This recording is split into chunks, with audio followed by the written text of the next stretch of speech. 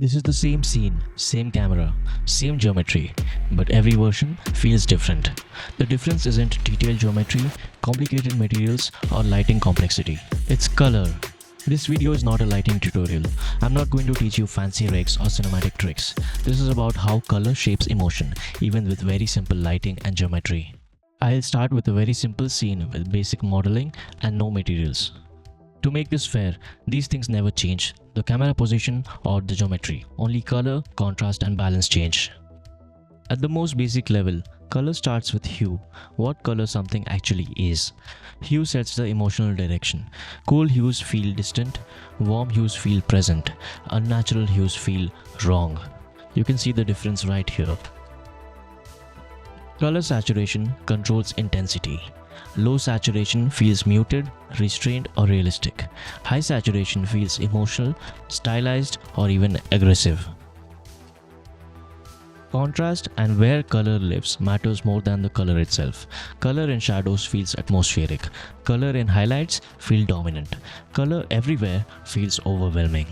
By controlling the contrast, you can also choose which parts of the image to reveal and which parts of the image to hide. Now let's use this deliberately. This is our neutral baseline. No mood, no emotion, just enough light to describe the space. This scene is lit with just an area light and an overhead light above the stairs. Let's explore some different palettes. I'm starting with isolation. Starting off with the same neutral scene I had, I deleted the main key light and changed the color of the overhead light and reduced the spread to avoid the light spilling out into the room and get a stronger beam of light as well. The scene was still a little dark, so I added some area lights on either end, one with a cool blue hue and angled slightly to cast some shadows on the left wall, and the other a low strength white area light to define the space a little better. Nothing scary is happening here, but it already feels lonely. Cool blues reduce energy, they stretch the space, they push surfaces away from us. Isolation isn't darkness, it's distance. Next emotion I wanted to explore was horror. It should feel wrong, not just darker. I chose an area light with a pale sickly green color, a low spread angle, and moved it in the space behind the stair. I rotated it slightly off axis and downwards to cast some shadows on the floor. Just to experiment, I changed the hues a bit. You can see the cold one feels lonely and next red one feels more intense. Then I just modeled a very simple humanoid shape with a plane and extrusions, and moved it in front of the light behind the stairs to break up the even patch of lighting on the ground and to convey something darker lies ahead. Then I added a very thin rectangular area light with a low spread angle and changed the color to a similar sickly green. Green sits in an uncomfortable emotional space. It suggests decay, sickness, contamination. Rotated this light to only illuminate the base of the stairs to further imply the darkness lying ahead. Horror often comes from unnatural color and shadows, not just from darkness.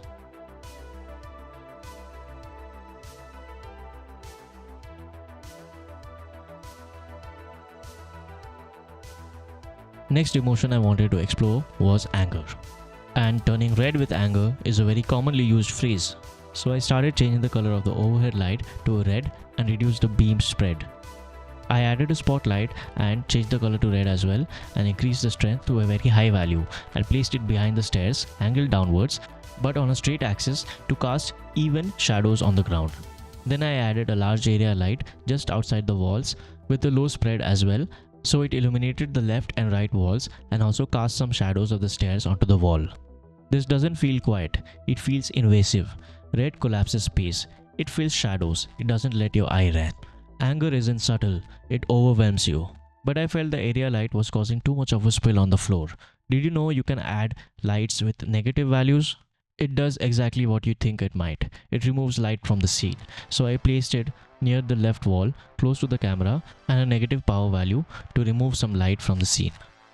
Now with this darkness, it felt like the space in between was sitting between two red angry columns of light. But just red feels boring as well. So for a hint of instability and perversion, I added some more area lights on the top of the stairs and in the space behind the stairs as well and changed the color to a bright orange. And this gives us a hint of instability by creeping in other hues of anger into our scene.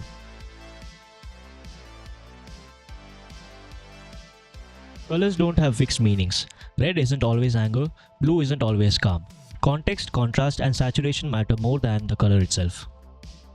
Now enough of this intensity, let's make something warm and peaceful.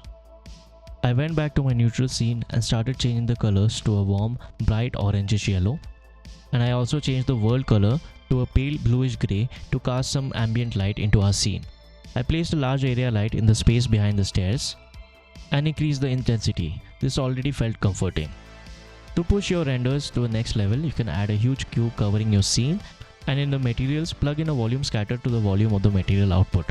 Warm palettes unify space, they soften edges, they reduce contrast, they feel safe, nostalgic or hopeful. Now let's explore some special duotone cases. I went back to my isolation scene and increased the strength of all the lights, choosing a cool blue on the left to simulate night spill and a bright pink on the right to simulate light coming off of a neon sign. When you push opposing colors, you stop describing reality, you start creating a style. This is emotional design, not realism.